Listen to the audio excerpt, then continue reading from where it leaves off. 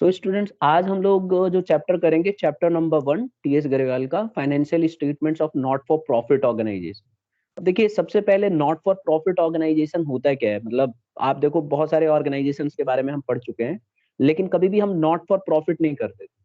देखो, जितने भी ऑर्गेनाइजेशंस होती हैं ना, सब प्रॉफिट कमाना चाहती हैं, लेकिन कुछ ऑर्गेनाइजेशंस ऐसी भी होती हैं जो प्रॉफिट नहीं कमाना चाहती। ठीक है? वो अपने मतलब कुछ ऐसा काम करना चाहते हैं जिससे लोगों का फ़ायदा हो सके और लोगों के भलाई के लिए काम करती हैं। जैसे अगर आप देखोगे तो जो आपके स्क्रीन पे है, नॉट फॉर प्रॉफिट एंटिटीज़ हैं, इनका काम बिज़नेस करना नहीं है, इनका काम है सोसाइटी की मदद करना। ठीक है? जैसे आप देखो, ह्यूमन सोसाइटी इंटरनेशनल है, तो अगर आप देखोगे तो एनिमल्स के लिए बहुत अच्छा काम करती है। ठीक है? इसी तरह से आप देखोगे, ये डब्ल्यूडब्ल्यूएफ जो है, जितने भी वर्ल्ड लाइफ एनिमल्स हैं उनके लिए बहुत अच्छा काम करती है। इसी तरह से गुडविल जो है, ये भी अच्छा काम करती है। तो ये सब जितने भी एंटिटी आप देख रहे हैं, सब सोसाइटी के वेलफेयर के लिए काम करते हैं, फर्दर करने के लिए, कल्चर एक्टिविटी को फर्दर करते हैं, एजुकेशनल नॉलेज देने के लिए होते हैं। तो अगर आप देखोगे ना, तो नॉट फॉर प्रॉफिट एंटिटीज जो होती हैं, ये सर्विसेज देती हैं। They are providing services to the people without an intention of making profit. इनका इंटेंशन नहीं होता है, लेकिन इसका मतलब ये नहीं है कि ये प्रॉफिट नहीं कमाएंगे। देखिए, कोई भी नॉट फॉर प्रॉफिट ऑर्गेनाइजेशन का ना मेन इंटेंशन प्रॉफिट कमाना नहीं है। अगर मैं जैसे मान लो बोलूं रिलायंस, तो रिलायंस जो है नॉट फॉर प्रॉफिट ऑर्गेनाइजेशन नहीं है, तो उसका इंटेंशन होता है प्रॉफिट कमाना किसी भी तरह से। तो उसका जब सबसे पहला प्रेफरेंस होगा, वो होगा कि किसी भी तरह से प्रॉफिट बनाया है। लेकिन अगर यही नॉट फॉर प्रॉफिट ऑर्गेनाइजेशन होगी, जैसे इनमें से अगर आप देखोगे रेड, गुडविल, तो ये लोग प्रॉफिट कमाना इनका जो प्राइमरी ऑब्जेक्टिव नहीं होता है। इनका मेन एम होता है कि लोगों की मदद की जाए, किसी भी तरह से सर्विसेज दी जाए। अब ये लोग क्या करते हैं, जो नॉट फॉर प्रॉफिट ऑर्गेनाइजेशंस होते हैं, इनके अपने क्लब होते हैं। जैसे अगर आप देखोगे तो स्पोर्ट्स क्लब, अब स्पोर्ट्स क्लब क्लब का काम होता है स्पोर्ट्स एक्टिविटी को फर्दर करना और बढ़ावा देना, बढ़ाना। सोशल ऑर्गेनाइजेशंस, रिलीजियस इंस्टीट्यूशंस, कई देखेंगे हॉस्पिटल्स जो होते हैं, ये सब नॉट फॉर प्रॉफिट ऑर्गेनाइजेशन होते हैं। जो गवर्नमेंट हॉस्पिटल्स हैं, गवर्नमेंट हॉस्पिटल्स का एम प्रॉफिट कमाना नहीं है, लोगों की सेवा करना है, सर्विसेज देना है। इसी तरह से आप देखोगे गवर्नमेंट स्कूल्स, एजुकेशनल इंस्टीट्यूशंस जो होते हैं, ये इंस्टीट्यूट्स जो है सर्विसेज प्रोवाइड करते हैं रादर देन अर्निंग मनी। हालांकि देखो, कोई भी ऑर्गेनाइजेशन बिना प्रॉफिट कमाए तो काम करेगा नहीं। भाई, प्रॉफिट तो चाहिए ना बिजनेस को चलाए रखने के लिए, लेकिन इनका प्राइमरी ऑब्जेक्टिव नहीं होता है प्रॉफिट करना। ठीक है? इसी तरह से प्रोफेशनल बॉडीज, लाइब्रेरीज, ये सब जो है नॉट फॉर प्रॉफिट ऑर्गेनाइजेशन के लिए काम करती हैं। ठीक है? अब जैसे कि मैंने आपको बताया कि कुछ नॉट फॉर प्रॉफिट एंटिटी कुछ ऐसे काम करती हैं जिससे उनको इनकम हो और फंड आए, लेकिन वो सिर्फ इसलिए होता है कि उनको ये चाहिए होता है डे टू डे एक्टिविटी में परफॉर्म करने। जैसे एग्जांपल के तौर पे स्पोर्ट्स क्लब है, तो स्पोर्ट्स क्लब कहाँ से लाएगा पैसे? भाई, लोगों को स्पोर्ट्स खिलाना है, मानता हूँ मैं इस बात को, तो उसको थोड़ा बहुत तो पैसा चाहिए ना। तो वो क्या करता है, वो अलग अलग सोर्सेस से कमाता है, जैसे डोनेशन लेके। ठीक है? और इसी तरह से एंट्रेंस फी लेके, तो थोड़ा बहुत पैसा कमाता है, लेकिन बेसिक उसका एम ये नहीं होता है कि प्रॉफिट कमाने लग जाए। ठीक है? तो अभी आप कभी भी स्पोर्ट्स क्लब में जाएंगे तो स्पोर्ट्स क्लब वाले एंट्री फीस लेते हैं, डोनेशंस लेते हैं बड़े बड़े इंस्टीट्यूशन से, गवर्नमेंट से। आप देखोगे गवर्नमेंट से भी कुछ पैसे लेते हैं फंड के तौर पे। तो ये सारे के सारे काम ये लोग करते हैं बिजनेस को कंटिन्यू रखने के लिए, कैरी ऑन करने। लेकिन इनका प्राइमरी ऑब्जेक्टिव प्रॉफिट कमाना नहीं होता है। यहाँ तक क्लियर है साक्षी? हाँ जी सर, क्लियर है।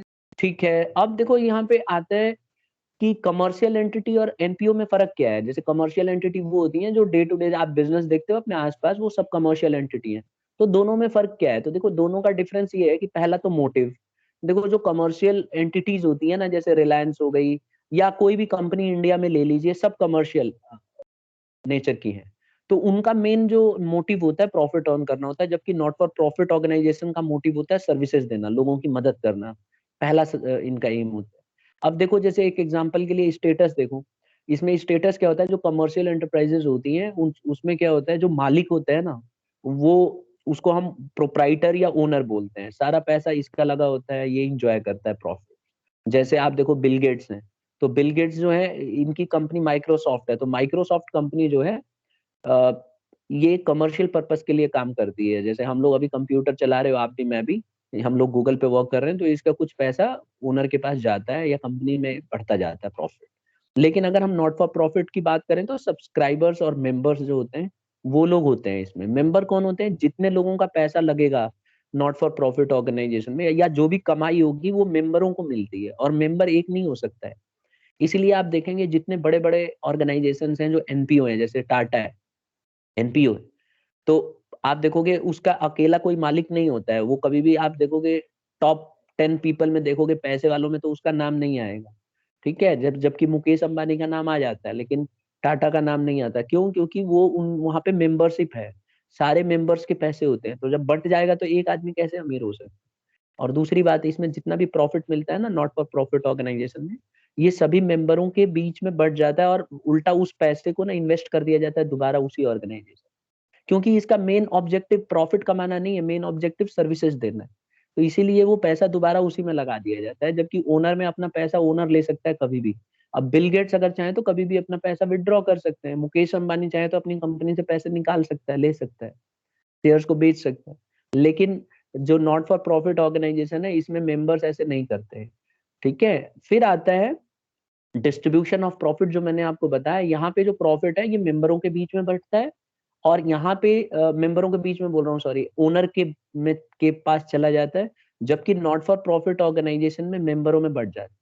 तो इसीलिए आप जब भी देखोगे नॉट फॉर प्रॉफिट ऑर्गेनाइजेशन के अंदर जो उसके मेंबर्स होते हैं ना, वो बहुत पैसे वाले नहीं हो सकते, क्योंकि बहुत लोगों में वो पैसा बढ़ता है और सारे मेंबर उसके मालिक हो जाता है। तो ये इसकी खास बात। फिर अगर आप देखेंगे रिजल्ट, तो कमर्शियल बिजनेसेस में ना प्रॉफिट या लॉस होता है, जबकि नॉट फॉर प्रॉफिट ऑर्गेनाइजेशन में सरप्लस या डेफिसिट होता है। सरप्लस का मतलब प्रॉफिट है, लेकिन हम प्रॉफिट इसलिए नहीं बोलेंगे क्योंकि इसका ऑब्जेक्टिव प्रॉफिट कमाना नहीं है, तो इसीलिए इसमें सरप्लस आता है, और अगर नुकसान होगा तो डेफिसिट आता है। जबकि कमर्शियल बिजनेस के अंदर अगर प्रॉफिट होगा तो प्रॉफिट आएगा, लॉस होगा तो लॉस आएगा। तो इसीलिए ये लोग जो है इनकम एक्सपेंडिचर बनाते हैं। हम आगे पढ़ेंगे इसके बारे में डिटेल में, बस अभी आप ये समझ लीजिए कि कमर्शियल बिजनेसेस जो होती हैं ये प्रॉफिट या लॉस होता है इनको, but not for profit organisation को सरप्लस होता है। इसका ऑब्जेक्टिव प्रॉफिट कमाना तो होता नहीं है, तो इसीलिए जो पैसा बच जाता है उसको ये सरप्लस मानती है, कि जितना हमने कमाया उससे कम खर्च हुआ, तो हमारा फालतू पैसा जो बच गया वो सरप्लस हो गया। और डेफिसिट होता है कि जितना हमारे पास पैसा आया अलग अलग सोर्स से, उससे ज्यादा हमने खर्च डाले, तो इसीलिए डेफिसिट हो।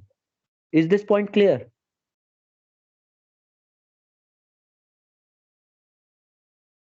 स्टूडेंट्स? Yes sir. अब देखो अकाउंटिंग स्टेटमेंट्स जो हैं, जैसे अब अगर आप अकाउंट्स बनाओगे नॉट फॉर प्रॉफिट ऑर्गेनाइजेशन को सॉल्व करोगे, तो कमर्शियल बिजनेसेस जो होती हैं, जो हम 11th में पढ़ के आए हैं और अभी तक पढ़ते रहे हैं, उसमें आप देखोगे 11th क्लास में हम लोग एक सोल प्रोप्राइटर का पढ़ते थे। तो वहां पे जो कमर्शियल बिजनेस थी वो ट्रेडिंग अकाउंट और प्रॉफिट एंड लॉस अकाउंट और बैलेंस शीट बनाती थी। तो वहां पे जो स्टेटमेंट बनाया जाता है accounting statement, that consist of trading account, profit and loss account and balance sheet. जबकि नॉट फॉर प्रॉफिट ऑर्गेनाइजेशन में ये अकाउंट हम बना ही नहीं सकते, क्योंकि हमारा एम प्रॉफिट कमाना थोड़ी ना है। तो इसीलिए यहाँ पे रिसीट एंड पेमेंट अकाउंट बनता है। याद रखो, अभी आज हम सीखेंगे रिसीट एंड पेमेंट अकाउंट बनाना। तो इसमें रिसीट एंड पेमेंट अकाउंट बनता है, इनकम और एक्सपेंडिचर अकाउंट बनता है, और बैलेंस शीट बनती है। ठीक है, रिसीट एंड पेमेंट अकाउंट एक ऐसा अकाउंट होता है जिसमें बस ये देखा जाता है कि कितना पैसा आया और कितना गया। इसके बारे में हम डिटेल में अभी थोड़ी देर में हम डिस्कस करेंगे। पहले एक बार इसका डिफरेंस खत्म कर ले। अब फिर आता है अकाउंटिंग सिस्टम। देखो, ये जो कमर्शियल बिजनेसेस होती हैं ना, जैसे नॉर्मल बिजनेस जो होती हैं, ये एक्रूअल सिस्टम को फॉलो करती हैं। ठीक है, और नॉट फॉर प्रॉफिट ऑर्गेनाइजेशन जो है हाइब्रिड सिस्टम को फॉलो करता है। हाइब्रिड का मतलब है इसमें एक्रूअल और कैश सिस्टम दोनों को फॉलो किया जाता है। ठीक है, तो दोनों को ही ये फॉलो करने लग जाता है। एक्रूअल कैश सिस्टम इसलिए फॉलो करता है कि रिसीट एंड पेमेंट अकाउंट में कैश सिस्टम को फॉलो किया जाता है, और इनकम और एक्सपेंडिचर अकाउंट में एक्रूअल सिस्टम को। तो जब हम क्वेश्चंस करेंगे तो उसी में मैं आपको दिखाऊंगा। ठीक है, तो ये आज हमने डिफरेंस पढ़ा कि कमर्शियल एंटिटी और नॉट फॉर प्रॉफिट ऑर्गेनाइजेशन में दोनों में फर्क क्या है। किसी भी पॉइंट में किसी बच्चे को डाउट है तो he can ask me. Anybody having any sort of doubt? I am waiting for your response students. किसी को है डाउट? No sir. चलिए, तो फिर हम आगे बढ़ जाते हैं। देखो, इसके थोड़ा सा कैरेक्टरिस्टिक्स भी पढ़ लेते हैं, फीचर्स भी पढ़ लेते हैं नॉट फॉर प्रॉफिट ऑर्गेनाइजेशन का। जैसा कि हमने डिस्कस किया, not for profit organisation services provide करता है स्पेशल ग्रुप ऑफ पीपल को। किसी भी जैसे एजुकेशन में है तो कुछ स्पेशल ग्रुप ऑफ पीपल होंगे, उनको चुन लेता है और उनको सर्विसेज देता है। जैसे आप देखेंगे, जैसे हेल्थ में, अब जैसे मान लो जैसे किसी को कैंसर है तो कैंसर पीड़ित जो होते हैं लोग, उन लोगों को मदद करने के लिए अलग से फंड क्रिएट होता है और not for profit organisation cancer का इलाज करता है फ्री ऑफ कॉस्ट। जैसे पोलियो एरेडिकेशन है, तो आप देखोगे बिल गेट्स ने बहुत सारे फंड ट्रस्ट बना रखे हैं, मैंने पहले भी आपको बताया हुआ 11th क्लास।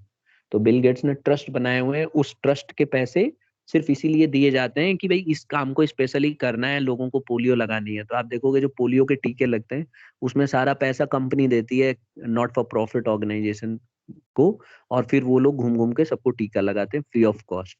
तो ये स्पेसिफिक ग्रुप ऑफ पीपल को सर्विसेज देते हैं। अब वो स्पेसिफिक पीपल कोई भी हो सकते हैं, स्पोर्ट्स पर्सन भी हो सकता है। आप देखोगे कई जगह आप ग्राउंड मिलेंगे आपको जहाँ पे एनपीओ काम करती है, संस्था से चला रही होती है।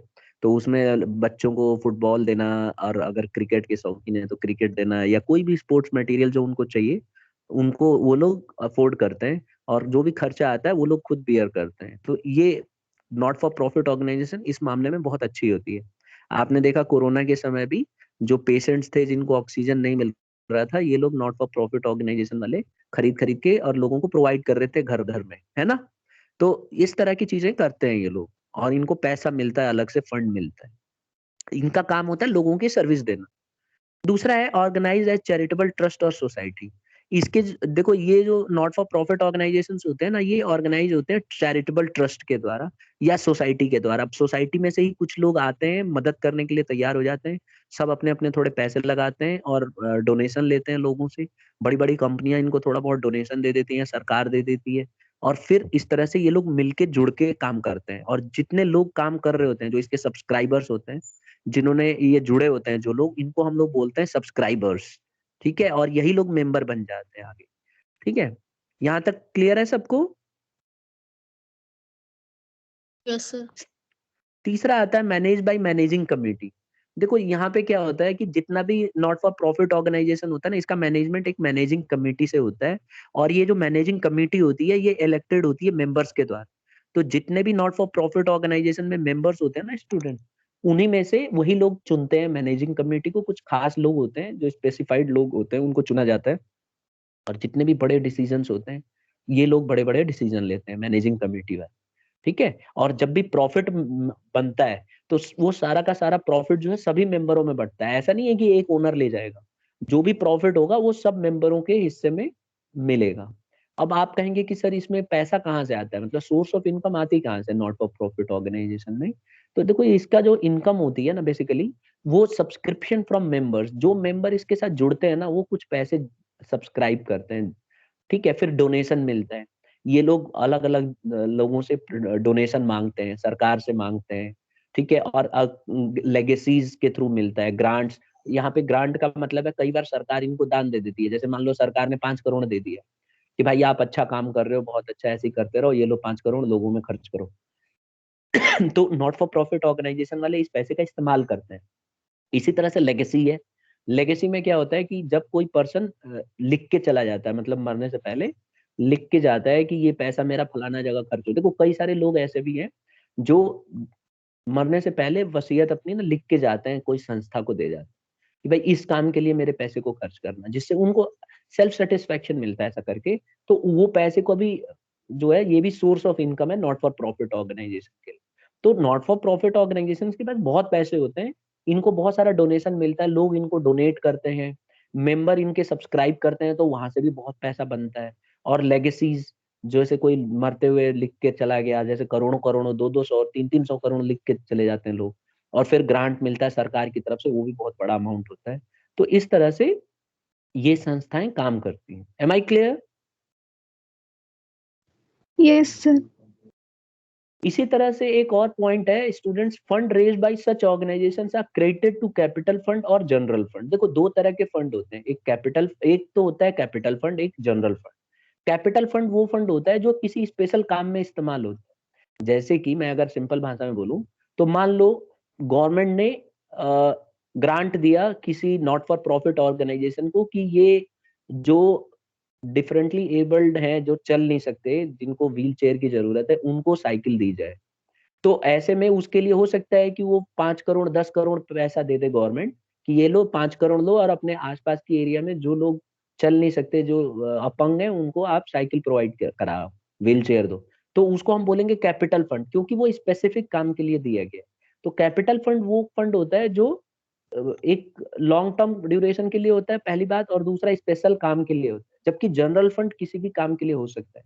तो अगर किसी नॉट फॉर प्रॉफिट ऑर्गेनाइजेशन के पास जनरल फंड आता है तो वो पैसा कहीं भी खर्च कर सकती है, जबकि अगर कैपिटल फंड के लिए आता है तो सिर्फ उसी काम में करेगी जिस काम के लिए उसको पैसा मिले। मेरी बात क्लियर है सबको स्टूडेंट्स? Yes sir. तो ये हो गया, ठीक है। और एक और इसकी सबसे खास बात है जो मैं पहले ही बता चुका हूँ, कि इसका जो सरप्लस है ना, ये मेंबर को ना देके ये कैपिटल फंड में जाता है। मतलब देखो यहाँ पे मैं बार बार मैं मुंह से बोलते जा रहा था मेंबरों में बढ़ जाता, मेंबरों में एक्चुअली उनको घर पे नहीं मिलता, वो पैसा पूरा का पूरा पैसा बिजनेस के अंदर ही वापस लगा दिया जाता। तो हम इसको एक बार मैं क्लैरिफाई करूं कि सरप्लस जो है मेंबरों को अलग अलग आदमी को ना देके और कैपिटल फंड में जुड़ जाता है, यानी कि वो बिजनेस के अंदर ही दोबारा लगाते रहते हैं। तो इससे जो मेंबर होते हैं ना वो पैसे वाले नहीं बनते, क्योंकि उनका ऑब्जेक्टिव कभी कमाना था ही नहीं, वो तो इसलिए जुड़े थे कि वो भी सेवा करना चाहते थे। तो अगर आप उसका प्रॉफिट सब मेंबरों को बांट देंगे तो गड़बड़ हो जाएगा। वहां पे क्या होता है, जो भी मेंबरों का पैसा होता है वो बिजनेस में दोबारा लगा दिया जाता है, तो ऑब्वियसली जो पैसा बिजनेस का होगा वो मेंबर का ही माना जाएगा। तो उस सेंस में हम कह सकते हैं। लेकिन इसमें जो भी प्रॉफिट होता है, वॉट एवर द प्रॉफिट तो खैर होता ही नहीं, सरप्लस होता है। तो जो भी सरप्लस होता है that is distributed among the members. Okay, और ये कैपिटल फंड में जाके इंक्रीज कराते। Is this point clear?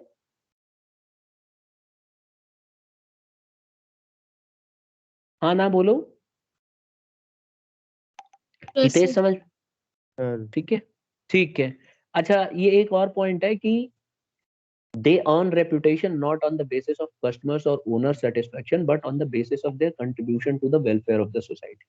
इनकी जो रेपुटेशन है ना, ये कस्टमर, मतलब जैसे देखो आप, जो कमर्शियल बिजनेसेस होती हैं वो क्या करती हैं, कस्टमर उनका रेटिंग करते हैं, कस्टमर अगर सेटिस्फाई है तो अच्छा रेपुटेशन हो। लेकिन इनमें ऐसा नहीं होता है, ये तो सर्विसेज देने का काम करती हैं। तो ये अपने वेलफेयर से कितना अच्छा काम कर रही है सोसाइटी के लिए वो तय करती है कि ये कितने अच्छे हैं। तो जितने भी अच्छे नॉट फॉर प्रॉफिट ऑर्गेनाइजेशन होते हैं, ये कस्टमर के ऊपर डिपेंड नहीं करते, इनका होता है कि सोसाइटी के लिए कितना अच्छा काम किया। देखा जाता है कि सोसाइटी के लिए अच्छा काम इन्होंने किया है कि नहीं किया। अगर ऑर्गेनाइजेशन, गवर्नमेंट को लगता है कि सोसाइटी के लिए बहुत अच्छा काम कर रहे हैं तो फिर ये माना जाता है कि नॉट फॉर प्रॉफिट ऑर्गेनाइजेशन अच्छा काम कर रहा है, उसकी रेपुटेशन बढ़ती है। अच्छा, इसके जो रिकॉर्ड्स है ना students, records are meant for members as well as meet statutory requirements. इसमें जो रिकॉर्ड बनाए जाते हैं, रिकॉर्ड यानी कि जो भी बुक्स बनाई जाती हैं, जैसे receipt and payment, income and expenditure, balance sheet, ये सब इसलिए बनाई जाती है कि जो कागजी कार्रवाई है, जैसे लॉ लॉ है, जैसे हमारे देश में कानून है, तो कानून को फॉलो करने के लिए बनाया जाता है। क्योंकि गवर्नमेंट ऑफ इंडिया भी इनकी ऑडिटिंग कराती है नॉट फॉर प्रॉफिट ऑर्गेनाइजेशन, ये भी तो फ्रॉड कर सकते हैं। और आप देखो कि बहुत सारा फ्रॉड ये लोग भी करते हैं, सबसे ज्यादा fraud not for profit organisation की तरफ से भी होता है। मैं ये नहीं कह रहा हूँ कि नॉट फॉर प्रॉफिट ऑर्गेनाइजेशन बेकार है, not for profit organisation is very good, because इनका मेन एम होता है सरप्लस कमाना, वो सोसाइटी की मदद करना और सरप्लस लेना। लेकिन कई बार क्या होता है, कुछ ऑर्गेनाइजेशन बड़ी चालाकी से नॉट फॉर प्रॉफिट ऑर्गेनाइजेशन का इस्तेमाल करके अच्छा खासा पैसा बनाते हैं और मनी लॉन्ड्रिंग कराने में मदद करते हैं। ठीक है, और कई देश इसका इस्तेमाल भी करते हैं। जैसे मान लो कोई इंडिया में नॉट फॉर प्रॉफिट ऑर्गेनाइजेशन खोल दिया, उसका पैसा कोई बाहर की कंट्री देगी, डोनेट करेगी अरबों रुपए, और कंट्री को पीछे घसीटने का काम करेगी। जैसे एग्जांपल के तौर पे मान लो इंडिया में मेट्रो बनने लग गया या हाईवे बन रही है कोई, तो ये लोग क्या करते हैं, अब सपोज करो हाईवे या मेट्रो कहीं जंगल के रास्ते से जाने वाला है, तो पेड़ काटने पड़ेंगे, बिल्डिंग बनानी पड़ेंगी। तो ऐसे में ये लोग जाके ऑब्जेक्शन कर देते हैं कि भाई ऐसे पेड़ काटोगे तो एनवायरनमेंट को बहुत गलत असर पड़ेगा, ये है वो है। अब इससे क्या होता है कि गवर्नमेंट का काम रुक जाता है और इससे इकोनॉमी स्लो हो जाती है कंट्री। तो कई लोग, कई केसेस ऐसे आपको मिलेंगे जहाँ पे नॉट फॉर प्रॉफिट ऑर्गेनाइजेशन वाले रोकने का काम करते हैं, कंट्री को डेवलप नहीं होने देते जल्दी। ठीक है, इनका इंटेंशन किसी किसी का गलत होता है, क्योंकि उनको फंड मिलता है विदेशों से, और दूसरे कंट्री के जो जो कंट्री होती है एनिमी कंट्री, वो चाहती हैं कि ग्रोथ ना हो किसी कंट्री। तो इस तरह का भी काम देखा गया है। इसीलिए गवर्नमेंट कई बार क्या करती है, जैसे अभी जो, अगर आप देखोगे अभी जो रनिंग गवर्नमेंट है, इसने जैसे ही ये आई पावर में, इसने बहुत सारे एनपीओ को बंद करा दिया था। ठीक है, काफी क्वेश्चन उठे थे, तो इन्होंने यही बोला था कि भाई कई जगह से इनके फंड आ रहे हैं बाहर से, और इनके रिकॉर्ड्स ठीक नहीं है, ये अननेसेसरी डिस्टर्ब करते हैं और डिस्टर्ब करते हैं। तो उस पॉइंट पे सही थे वो लोग, क्योंकि कईयों का यही काम होता है, नॉट फॉर प्रॉफिट ऑर्गेनाइजेशन बाधा डालना। हालांकि वो अच्छे काम भी करते हैं, लेकिन कुछ काम ऐसे कर देते हैं जिससे इकोनॉमी की जो रेट होती है रन रन करने की, वो स्लो हो जाती है। तो ये भी बहुत देखना जरूरी है, इसलिए गवर्नमेंट इनका मेंटेन करती है स्टेट्यूटरी रिकॉर्ड, और रिकॉर्ड पूरा मेंटेन करके रखती है कि ये कहीं इस तरह से गलत एक्टिविटी में तो इन्वॉल्व नहीं है। तो इनको बनाना पड़ता है अपने भी account. Am I clear to all students? यहाँ तक समझ में आ गया? Yes sir. अब देखो हम लोग इसके अकाउंटिंग रिकॉर्ड्स के बारे में पढ़ने वाले हैं, क्या क्या बनाते हैं। देखो कोई भी not for profit organisation 3 financial statement बनाता है, और यही हमें इस चैप्टर में तीनों को सीखना है। एक तो रिसीट एंड पेमेंट अकाउंट, जो आज ही हम सीख लेंगे, इनकम एंड एक्सपेंडिचर अकाउंट, और बैलेंस शीट। सबसे पहले हम बात करते हैं रिसीट एंड पेमेंट अकाउंट की। देखो रिसीट एंड पेमेंट अकाउंट के अंदर सिर्फ दो चीजें आती हैं, रिसीट और पेमेंट। रिसीट का मतलब है कितना पैसा आया, पेमेंट का मतलब है कितना पैसा गया। अब इसमें ये नहीं देखा जाता कि ये कैपिटल इन नेचर है या रेवेन्यू इन नेचर, बस इसमें ये देखा जाता है कि पैसा आया तो कितना आया, चाहे वो इस साल का हो, चाहे पिछले साल का हो, चाहे अगले साल का हो। अगर पैसा आया है तो उसको इसी साल हम रिकॉर्ड कर लेंगे। और इसी तरह से पेमेंट, अगर पेमेंट हम कर रहे हैं आज से 2 साल बाद के लिए, तो उसका भी रिकॉर्ड हम आज ही मेंटेन करेंगे, क्योंकि हमने पेमेंट कर दिया, पैसा चला गया। तो रिसीट एंड पेमेंट अकाउंट जो होता है, ये हमारा एक रियल अकाउंट होता है, एसेट अकाउंट होता है, और इसके अंदर जितना भी पैसा आता है सारा रिकॉर्ड होता है, जाता है वो सारा रिकॉर्ड होता है। और ध्यान रहे, ये कैश बुक की तरह बनाया जाता है, ठीक है। तो देखो इसकी कुछ खूबियां हैं, क्या क्या खूबियां हैं याद रखना है इसको, ये हमें अकाउंट अभी सीखना है। तो all cash receipt and cash payment, ये जितने भी पैसा आता है और पैसा जाता है उसको रिकॉर्ड करता है। बिल्कुल कैश बुक का जुड़वा भाई है, कह लो कैश बुक की तरह ही बनता है। फिर तीसरा है ऑल कैश ट्रांजैक्शन, कैपिटल हो या रेवेन्यू इन नेचर हो, सब रिकॉर्ड होता है, ठीक है। जितना भी कैपिटल हो या रेवेन्यू इन नेचर हो, कैश ट्रांजैक्शन जितनी भी होंगी, चाहे पैसा आए या जाए, चाहे वो इस साल का हो, चाहे अगले साल का हो, चाहे डे टू डे एक्टिविटी का हो, चाहे बिजनेस खरीदने के लिए हो, मतलब सब आएगा। और फिर दूसरी बात, ये ना ओपनिंग इसका जो है कैश बुक से, कैश बैलेंस से होगा, और क्लोजिंग भी कैश बैलेंस से होगा। क्योंकि आपको याद होगा कैश बुक के अंदर बैलेंस ब्रॉट डाउन से शुरू होती थी। तो देखो ये फॉर्मेट आपके लिए एक रखा हुआ है यहाँ पे, ये फॉर्मेट को बड़े ध्यान से देखो आप, जूम इन कर सकते हो अपने स्क्रीन पे देखने के लिए अच्छे से। और देखो इसको, सबसे पहले जब शुरुआत होगी ना बेटा, तो receipt and payment account for the year ended बनता है ये। क्योंकि कैश बुक की खास बात क्या है कि वो डेट के हिसाब से बनती है, लेकिन ये साल के एंड में बनता है, तो इसीलिए फॉर द ईयर, पूरे साल में क्या हुआ उसको रिकॉर्ड करता है।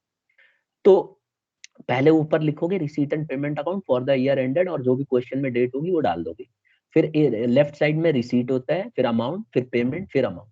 अब देखो रिसीट में क्या क्या आता है, सब कुछ लगभग कवर कर दिया है इसमें। सबसे पहले जब आप लोगे ना, तो टू बैलेंस, यहाँ पे टू टू लगाएंगे हम लोग, ठीक है। तो to balance brought down, to balance brought down, cash का बैलेंस और बैंक का बैलेंस लेंगे। इसी तरह से आप पेमेंट वाले कॉलम में सबसे लास्ट में चले जाओ, यहाँ पे आएगा बाई बैलेंस कैरिड डाउन, ठीक है। तो यहाँ पे हम लोग लेंगे बाई बैलेंस कैरिड डाउन। अब जो भी बैलेंस होगा आपको क्वेश्चन में गिवन होगा, ठीक है। अगर हमेशा गिवन होगा, बैलेंस ब्रॉट डाउन हमेशा गिवन होगा, अगर कैरिड डाउन भी गिवन होगा लेकिन नहीं दिया होगा, तो हम लास्ट में इसका आंसर निकाल सकते हैं बैलेंसिंग फिगर से। इसके बाद आपको देखना क्या है स्टूडेंट, कि बस ये देखो कि पैसा आ रहा है कि जा रहा है, बस ये देखना है। अगर आपको लगता है कि पैसा आ रहा है, तो रिसीट वाले कॉलम में आ जाएगा। जैसे मान लो अगर पवेलियन के लिए डोनेशन आया, पवेलियन बनाने के लिए, तो ये कैपिटल इन नेचर है, क्योंकि एक दिन में तो बनेगा नहीं, ये लंबे समय तक कमा के देगा। तो ये जो पैसा है स्पेशल काम के लिए आया है, तो ये कैपिटल इन नेचर है, लेकिन हमें इससे कोई फर्क नहीं पड़ता, हमें बस इतना पता होना चाहिए कि पैसा आ रहा है। तो इसको लिखेंगे टू डोनेशन फॉर पवेलियन। इसी तरह से बैंक से इंटरेस्ट मिला है तो पैसा आया है, तो to bank interest. Entrance fee से पैसा मिला है तो टू एंट्रेंस फी। अगर हमने फर्नीचर बेचा और उससे पैसा आया है तो to sale of old furniture. Newspaper बेच के पैसा आया है तो to sale of old newspaper. ये रेवेन्यू इन नेचर है, क्योंकि ये रोजमर्रा का काम होता है।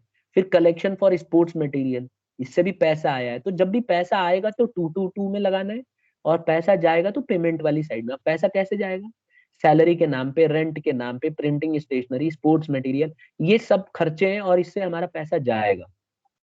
तो आई होप समझ में आ गया फॉर्मेट सबको, हाँ या ना बोलो। सर। यस एक और चीज मैं बताऊं, नीचे देखो लिखा है कैश इन हैंड हमेशा डेबिट बैलेंस होएगा, लेकिन कैश एट बैंक माइनस में भी हो सकता है, आपको याद होगा डेबिट बैलेंस भी हो सकता है। तो अगर डेबिट बैलेंस होगा तो उसको क्रेडिट में लिखोगे, नहीं तो फिर नॉर्मली यही रिसीट साइड में लिखा जाएगा। ठीक है, अब आप देखो यहाँ पे ये जो है ना, इसमें capital in nature, revenue in nature सब ट्रांजैक्शन आती हैं, तो मैंने बता ही दिया आपको। ठीक है, तो इसमें आप वही सेम वही चीज है कि यहाँ पे द नेचर ऑफ ट्रांजैक्शन में भी कैपिटल और रेवेन्यू, तो मैंने सिखाई दिया। जैसे जैसे डोनेशन फॉर पवेलियन है, ये कैपिटल इन नेचर है। एंट्रेंस फी है, तो entrance fee capital in nature भी हो सकती है और रेवेन्यू भी। कैपिटल इन नेचर क्या मतलब, जब बिजनेस एंटर की तो पूरे जिंदगी भर के लिए एंट्रेंस फी अगर ले रही है तो कैपिटल इन नेचर है, लेकिन अगर वो हर साल ले रही है तो फिर रेवेन्यू इन नेचर है। तो डिपेंड करता है कि किस तरह का बिजनेस ट्रांजैक्शन है। अब जैसे सेल ऑफ ओल्ड न्यूज़पेपर रोजमर्रा का काम है, हर साल सेल किया जाता है ओल्ड न्यूज़पेपर, तो ये रेवेन्यू इन नेचर है, तो हमें इससे कोई फर्क नहीं पड़ता। रिसीट का मतलब है जितना पैसा आया, चाहे वो कैपिटल इन नेचर से हो चाहे रेवेन्यू से, हमें लेना है तो लेना है। ठीक है, तो इसको हमें दिखाना है। अब तीसरा जो ट्रांजैक्शन है, only the actual cash receipt and cash payment are recorded. इसमें ना एक्रूअल कंसेप्ट को हम फॉलो नहीं करते, जो भी पैसा आ रहा है जा रहा है उसी को रिकॉर्ड किया जाएगा। इसके अंदर कभी भी याद रखिए, जैसे आउटस्टैंडिंग नहीं मिलेगा। आप जैसे इसमें देखो, कहीं भी आपको आउटस्टैंडिंग इंटरेस्ट मिल रहा है या आउटस्टैंडिंग एक्सपेंसेस मिल रहे हैं, नहीं मिलेगा। क्यों? क्योंकि इसमें कैश से डील नहीं कर रहा है। तो जब भी आपको लगे कि पैसा आ रहा है या जा रहा है तभी उसको रिकॉर्ड करोगे। अगर आपको लगता है कि देना बाकी है, देना है, उसको हमें रिकॉर्ड नहीं करना है रिसीट और पेमेंट अकाउंट। क्योंकि कैश बुक में हम क्या करते थे, कैश बुक में जो पैसा आता है और जाता है वही रिकॉर्ड होता है। तो इसमें भी सेम प्रोसीजर को हम फॉलो करते हैं। ठीक है, तो सर कभी भी याद सेविंग रख। सर्टिफिकेट क्या होता है? क्या बोल रही हो? Saving certificate. सेविंग सर्टिफिकेट, हमने जैसे सेविंग करा लिया तो उसके बदले बैंक हमें सर्टिफिकेट दे देते हैं कि भाई आपका बैंक में इतना पैसा जमा है, तो वो हमारे लिए प्रूफ है, तो पैसा आ गया हमारे बिजनेस में। ठीक है ना, क्लियर है? Yes sir. इसी तरह से देखो, at the end of accounting period this account is balance. जब साल का एंड हो जाता है ना स्टूडेंट्स, तो इस अकाउंट को हम क्लोज करते हैं, और क्लोज करने के बाद ये जो टिक देख रहे हो राइट साइड में, पेमेंट के साइड में, इसको हमें सॉल्व करके आंसर निकालना होता है। तो हमारा को करना कुछ नहीं है, जितना बैलेंस दिया हुआ है सबको रिसीट साइड में भेजो, पेमेंट में भेजो, लास्ट में जो आंसर आएगा बैलेंस कैरिड डाउन आ जाएगा। ठीक है, तो एक क्वेश्चन हम अभी करके देखेंगे, रिसीट और पेमेंट अकाउंट को हम प्रिपेयर करेंगे। अब एक और पॉइंट है कि it serves the purpose of cash book. Cash book क्या करती है, बेसिकली हमें बताती है कि हमारे पास कितना पैसा है साल के एंड में। तो वही चीज, या मंथ के एंड में, ये साल के एंड में बताता है कि हम जो नॉट फॉर प्रॉफिट ऑर्गेनाइजेशन है उसके पास कितना पैसा बचा हुआ है।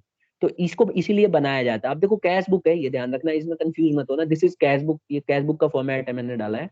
तो कैश बुक है ये। तो कैश बुक में आप देखो डेट होता है, लेकिन इसमें डेट नहीं होता है। इसमें देखो डेट नहीं है, लेकिन अगर आप कैश बुक से मिलाओगे ना, तो एग्जैक्टली कैश बुक से मिलेगा ये। ठीक है, अब देखो ये कैश बुक में खाली डेट है, बाकी सब वही है।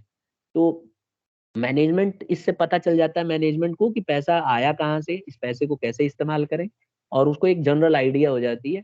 तो ये रहा आपको रिसीट एंड पेमेंट अकाउंट का एक फॉर्मेट जो आपके स्क्रीन पे दिख रहा है। आपकी बुक में भी ये फॉर्मेट यही है। इसमें ध्यान रखना है स्टूडेंट्स, एक एक करके मैं जल्दी जल्दी बता देता हूँ। सबसे पहले जब क्वेश्चन शुरू होगा तो टू बैलेंस ब्रॉट डाउन से शुरू होगा। इसमें कैश और बैंक दोनों आते हैं। अगर बैंक माइनस में है, ओवरड्राफ्ट है, तो इस तरफ आएगा, देखो यहाँ लिखा हुआ मैंने, by balance brought down bank overdraft. ठीक है, स्क्रीन जूम आउट कर लो, पूरा स्क्रीन देखो। अब इसी तरह से देखो, सब्सक्रिप्शन से पैसा आता है, जनरल डोनेशन से पैसा आता है, न्यूज़पेपर बेच के पैसा आता है। तो जब भी आपको लगे कि पैसा आ रहा है, तो सिंपल सी बात है, रिसीट साइड में आएगा, और जब भी लगेगा कि पैसा जा रहा है तो पेमेंट साइड में आएगा। ठीक है स्टूडेंट, अब बात होती है कि क्या क्या आते हैं रिसीट में, क्या क्या आता है। तो देखो, रिसीट में रेवेन्यू रिसीट आता है, कैपिटल रिसीट आता है, रेवेन्यू पेमेंट आता है, और कैपिटल पेमेंट आता है। रेवेन्यू रिसीट क्या होते हैं? ये वो रिसीट है, वो पैसे हैं जो हर साल हमें मिलते हैं, हर साल। जैसे एनुअल सब्सक्रिप्शन, जब भी मेंबर जुड़ते हैं तो बहुत सारा सब्सक्रिप्शन हमें हर साल मिलता है, तो ये हमारे लिए इनकम है, तो रेवेन्यू रिसीट में आएगा ये। इसी तरह से एडमिशन फी से जो पैसा मिलता है, जैसे मान लो स्कूल है, तो हर साल एडमिशन फी लेता है वो, तो उससे उसका कैपिटल जो, अगर हर साल उसको पैसा मिल रहा है तो कैपिटलाइज थोड़ी ना बोलेंगे, रेवेन्यू नेचर है, तो वो भी हमारे रिसीट कॉलम में आ जाएगा। ओल्ड न्यूज़पेपर बेच के पैसा आ रहा है, तो ये भी हमारे रिसीट कॉलम में आ जाएगा। हॉल रेंट से पैसा आ रहा है, रिसीट कॉलम। इंटरेस्ट से पैसा आ रहा है, रिसीट कॉलम। इसी तरह से डोनेशन से पैसा आएगा, ग्रांट से पैसा आएगा, तो ये हमारा रिसीट कॉलम है। बट डिपेंड करता है कि किस तरह, अब जैसे जनरल डोनेशन है, हर काम के लिए है, तो ये हमारा रेवेन्यू रिसीट माना जाएगा। इसी तरह से अगर सरकार ग्रांट देती है तो रेवेन्यू रिसीट माना जाएगा। डिपेंड करता है, अगर स्पेशल काम के लिए देगी तो कैपिटल रिसीट बन जाएगा, नहीं तो रेवेन्यू। इसी तरह से लॉकर रेंट से पैसा मिलना, रिफ्रेशमेंट से पैसा मिलना, और किसी भी तरह से पैसा मिलने को हम लोग रेवेन्यू रिसीट बोलते हैं। इसी तरह से कुछ कैपिटल रिसीट भी होते हैं स्टूडेंट, जैसे डोनेशन के तौर पे मिला किसी स्पेशल काम के लिए, तो ये जो है कैपिटल रिसीट बन जाता है, किसी स्पेशल काम के लिए मिला है।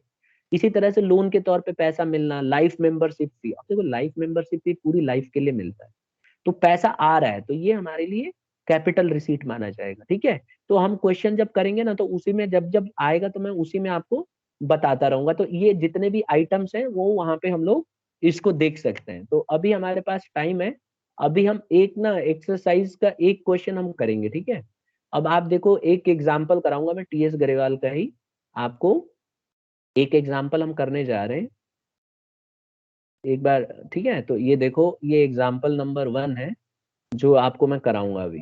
ये आपकी बुक में एग्जाम्पल नंबर 1 है स्टूडेंट्स, बुक भी देख सकते हो और यहाँ से भी देख सकते हो। देखो, इसमें बोल रहा है from the following particulars of silver charitable society prepare receipt and payment account. कह रहा है कि सिल्वर चैरिटेबल सोसाइटी है, कह रही है कि रिसीट और पेमेंट अकाउंट बनाओ। अब ये एग्जाम में आपके 3 नंबर में, 2 नंबर में क्वेश्चन आ सकता है और 5 में भी आ सकता है। ठीक है, तो आप इस क्वेश्चन के हिसाब से आपको तैयारी करनी है। इसमें आपको कुछ नहीं करना है, खाली आपको रिसीट और पेमेंट अकाउंट बनाना है। आपको बहुत सारी इंफॉर्मेशन दे रखी है, इसमें बस आपको ये देखना है कि पैसा आ रहा है कि जा रहा है। आप कभी भी ये मत देखना कि कैपिटल रिसीट है कि रेवेन्यू है, उससे कोई फर्क नहीं पड़ता, क्योंकि अगर कैपिटल रिसीट है तब भी आता है और रेवेन्यू रिसीट है तब भी आता है। तो इस टॉपिक में ना हमें बस ये देखना है कि पैसा आ रहा है कि जा रहा है। अगर आ रहा है तो रिसीट वाले साइड में चला जाए, और जा रहा है तो पेमेंट वाले साइड में चला जाए। अब सबसे पहले हम बात करते हैं opening balance of cash and cash at bank. देखो, दोनों जो है हमारा कैश ओपनिंग बैलेंस है, तो जैसा कि हमने डिस्कस किया था, ओपनिंग बैलेंस हमेशा रिसीट वाले साइड में आएगा। तो ये देखो, ये फॉर्मेट बनाया हुआ है बुक वालों ने, रिसीट और पेमेंट अकाउंट, ये आप देख सकते हो अपनी बुक में। तो इस तरफ रिसीट होता है लेफ्ट साइड में, और राइट साइड में पेमेंट होता है। तो सबसे पहले देखो, रिसीट साइड में जो कैश का बैलेंस है ना, टू बैलेंस ब्रॉट डाउन लिखोगे इस तरह से, जैसे कैश बुक में 11th में लिखते थे। और कैश इन हैंड से 40,000 मिला, और कैश एट बैंक से 2,10,000 मिला, दोनों मिला के हमें 2.5 लाख रुपए मिले। तो इस तरह से आपको लिखना है। समझ में आ गया यहाँ तक? लाउडली बोलो स्टूडेंट, समझ में आ गया? Yes sir. Yes sir. अब देखो ऊपर जाओ और देखो, इसमें फिर सेकंड नंबर पे क्या बोल रहा है, कह रहा है subscription receive including 15,000 for the year 2017-18। कह रहा है कि सब्सक्रिप्शन से पैसे मिले, मतलब मेंबर जुड़े होंगे और मेंबरों ने ना सब्सक्रिप्शन फी दी होगी। 2,10,000 है, जिसमें से पिछले साल का 15,000। जैसा कि मैंने आपको बताया, जब हम रिसीट का कॉलम बनाते हैं तो इसमें हम ये नहीं देखते कि कौन से साल का पैसा मिला है, हमें बस ये देखना होता है कि इस साल हमें पूरा का पूरा कितना मिला, चाहे वो पिछले 2 सालों का हो चाहे अगले 2 सालों का हो, इट डजेंट मैटर। तो हम लोग क्या करेंगे, 2,10,000 लिख देंगे। इससे कोई फर्क नहीं पड़ता कि पिछले साल का कि अगले साल। तो हमें सब्सक्रिप्शन से पैसा आएगा कि जाएगा, ये बताओ पहले। आएगा। आएगा, तो इसको हम लोग टू सब्सक्रिप्शन लिखेंगे। देखो यहाँ लिखा हुआ है टू सब्सक्रिप्शन, और ब्रैकेट में वो इंक्लूडिंग जो पिछले साल का वो भी आ जाएगा। तो देखो यहाँ पे कितना आ गया, 3,05,000। आप ऊपर देख सकते हो, इतना ही अमाउंट है, 3,05,000 है। ठीक है, वो 2,10,000 कैश एट बैंक का है, तो 3,05,000 आ गया इसका, तो हमने लिख दिया। इसी तरह से बिल्डिंग से डोनेशन मिला है। अब मुझे बताओ पैसा आ रहा है कि जा रहा है? बिल्डिंग के लिए डोनेशन मिला, बाहर के किसी ने बिल्डिंग के लिए पैसे दिए कि बिल्डिंग बना लेना, इससे आ रहा पैसा। आ रहा है पैसे, तो ये रिसीट वाले कॉलम में चला जाएगा, टू डोनेशन फॉर बिल्डिंग। और ये ना कैपिटल इन नेचर है। कैपिटल इन नेचर इसलिए है क्योंकि लंबे समय के लिए इस्तेमाल हो रहा है, स्पेशल काम के लिए दिया गया है। जब भी कोई डोनेशन स्पेशल काम के लिए होगा तो ये कैपिटल ये होता है, मतलब कैपिटल फंड माना जाएगा। तो इसको, इससे कोई फर्क नहीं पड़ता, बस आपको क्या करना है, पैसा आ रहा है तो लिख दो टू डोनेशन फॉर बिल्डिंग, और रिसीट वाले कॉलम में दिखा दो। आगे बढ़े जाते हैं। अब क्या कह रहे हैं, अब ये कह रहा है आपको कि पोस्टेज एंड स्टेशनरी। अब देखो पोस्टेज और स्टेशनरी डे टू डे खर्चा होता है, तो आप जब इस खर्चे को पे करोगे तो आपकी जेब से पैसा जाएगा, तो ये जो है पेमेंट वाले कॉलम में आ जाएगा postage and stationery. Same amount से आ जाएगा स्टूडेंट, आपको पोस्टेज एंड स्टेशनरी यहाँ पे लिख देना है 25,000 रुपए, दिख रहा होगा आपको स्क्रीन पे, ठीक है। इसी तरह से देखते जाओ और भेजते जाओ। अब देखो इंश्योरेंस प्रीमियम, ये हमें पैसा देना पड़ा होगा, ठीक है, पेड इन एडवांस, तो इससे हमारा पैसा जा रहा है, तो इसको हम लोग पेमेंट वाले कॉलम में बाई इंश्योरेंस प्रीमियम लिखेंगे। ये देखो लिखा हुआ है बाई इंश्योरेंस प्रीमियम, समझ गए? क्लियर है यहाँ तक स्टूडेंट्स? Yes, sir. इसी तरह से देखो आगे है, कह रहा परचेज ऑफ इन्वेस्टमेंट। भाई परचेज करेंगे तो पैसा जाएगा ना, तो इसीलिए अगर आप देखो तो पैसा जा रहा है तो बाई इन्वेस्टमेंट, तो जब भी पैसा जाएगा तो पेमेंट कॉलम में आएगा, तो रिसीट कॉलम में। इसी तरह से देखो लाइफ मेंबरशिप फी, देखो लाइफ मेंबरशिप फी जो होती है ना, ये आपको फीस मिलती है, तो ये रिसीट है, तो इसीलिए लाइफ मेंबरशिप फी कैपिटल वो है, रिसीट है, तो इसको हम लोग यहाँ पे लिख देंगे लाइफ मेंबरशिप फी, इससे पैसा आया। इसी तरह से स्टूडेंट सैलरी पेड, सैलरी पे करेंगे तो पैसा जाएगा, तो यहाँ पे आ जाएगा बाई सैलरी। इसी तरह से टूर्नामेंट एक्सपेंसेस, इससे पैसा जाएगा तो लिख देंगे बाई टूर्नामेंट एक्सपेंसेस, क्योंकि पैसा जा रहा है। इसी तरह से लॉकर रेंट, लॉकर रेंट में क्या होता है, जो हमारा वो होता है ना स्पोर्ट्स फंड, जहाँ पे हमारा स्टेडियम या कुछ भी होगा, वहां कई बार क्या होता है लॉकर के बदले को रखवाते हैं सामान, तो उसके बदले किराया लेते हैं, तो लॉकर रेंट है, तो इससे पैसा आ रहा है, इससे पैसा मिलता है, रेंटल इनकम या लॉकर रेंट, इससे पैसा मिलता है, तो लॉकर रेंट से हमें पैसा मिला, तो हमने रिसीट साइड में लिख दिया। इसके बाद स्टूडेंट्स पूरा होने के बाद आपको देखो क्लोजिंग बैलेंस लिखा हुआ है, तो लास्ट में हम क्लोजिंग बैलेंस लिख देंगे, ठीक है। अब क्लोजिंग बैलेंस में आप देख सकते हो खाली कैश इन हैंड लिखा हुआ है 8,000, ठीक है। अगर आंसर कम पड़ जाता है तो कैश एट बैंक आएगा, क्योंकि कैश एट बैंक भी तो था, और अगर आंसर मैच कर गया तो मानेंगे कि कैश एट बैंक 0 था, तो लास्ट में हम टोटल करेंगे, तो जब हम रिसीट का टोटल करेंगे तो 11,19,000 आ रहा है, और लाइबिलिटीज का टोटल करेंगे तो मतलब मान के चलो 2 लाख समथिंग ऐसे कुछ आ रहा है, 1,25,000 समथिंग।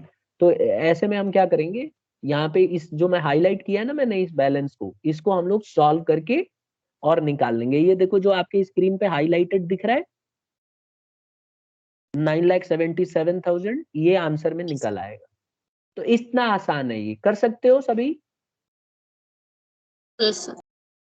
तो आज का होमवर्क यही है स्टूडेंट्स, आपको ज्यादा कुछ नहीं करना है, पहले ना आपको एग्जाम्पल करना है, और इसको करोगे नहीं तो आएगा नहीं। मैं चाहूंगा कि आप इसका ये 3 नंबर में भी आ सकता है, 2 में तो कम से कम आएगा ही, 4 का भी हो सकता है, तो बहुत इजी भी है, बस आपको ये देखना है कि रिसीट है कि पेमेंट है। तो होमवर्क लिख लो, आज का होमवर्क है एग्जाम्पल नंबर 1, 2 और 3 लिखो, एग्जाम्पल नंबर 1, 2 एंड 3, और एक्सरसाइज में लिख लीजिए, एक्सरसाइज में आपको करना है क्वेश्चन नंबर 1, 2 और 3। तो 3 क्वेश्चन एग्जाम्पल के और 3 क्वेश्चन एक्सरसाइज के, इन तीनों को आपको करके और कल की क्लास में हम डिस्कस करेंगे, ठीक है। Am I clear? Yes, sir. तो इतना करके रखो।